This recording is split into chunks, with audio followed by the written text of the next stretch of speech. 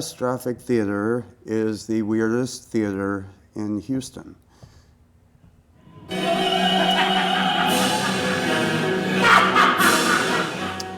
Catastrophic Theater is Houston's primary avant-garde theater, producer of strange plays, funny plays, unlike you'll see anywhere else in Houston.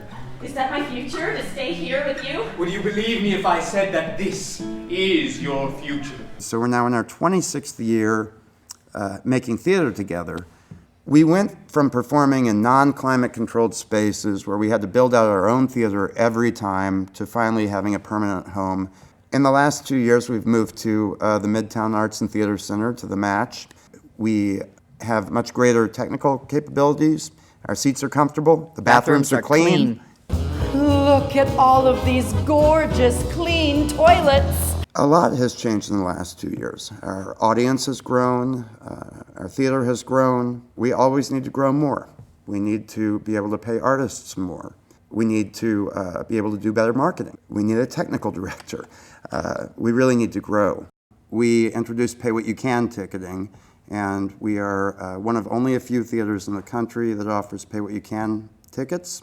The idea was to make theater for people who thought that they might not enjoy theater, that they might prefer to go see a band, they might prefer to go to a bar or to a movie, and we were producing theater that was strange, it was funny, that was absurd, and we wanted people to feel like they could take a chance and come see a play for an amount that they could afford, and whether they liked it or not, they wouldn't be out too much money.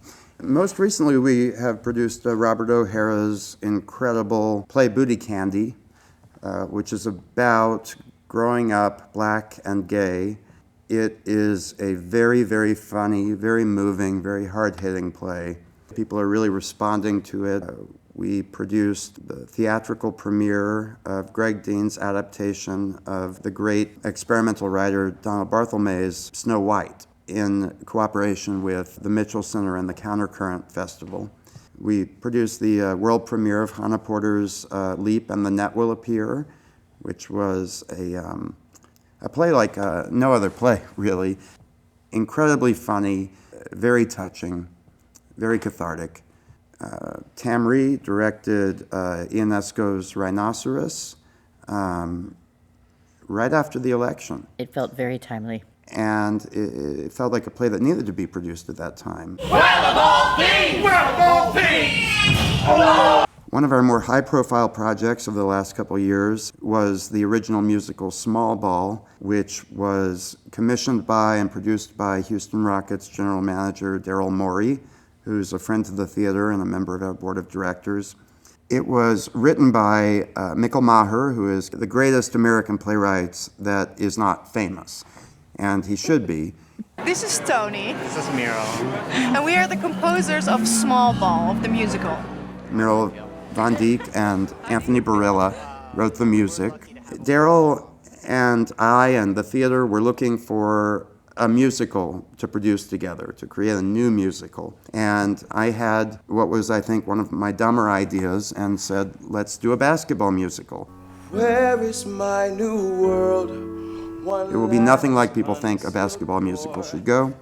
And it was a huge success. It was hilarious, deeply moving. And people came to the theater that had never been not only to our theater, but to really any theater living here in Houston. Tiny people. Wonderful to see these basketball fans who came because they heard Daryl Morey was involved. Maybe even came to one of the Sunday talkbacks where Daryl Morey was going to be present. But when it came time for the actual questions in the talkback, they weren't asking him for, what he thought was going to happen with the next player trade. They were seriously involved in the plot and just had so many questions about the actual play itself and loved it and were so enthusiastic about seeing theater. It was something we all strive for, to expand our audience. Seeing that happen was really one of the most satisfying things. And we were small together.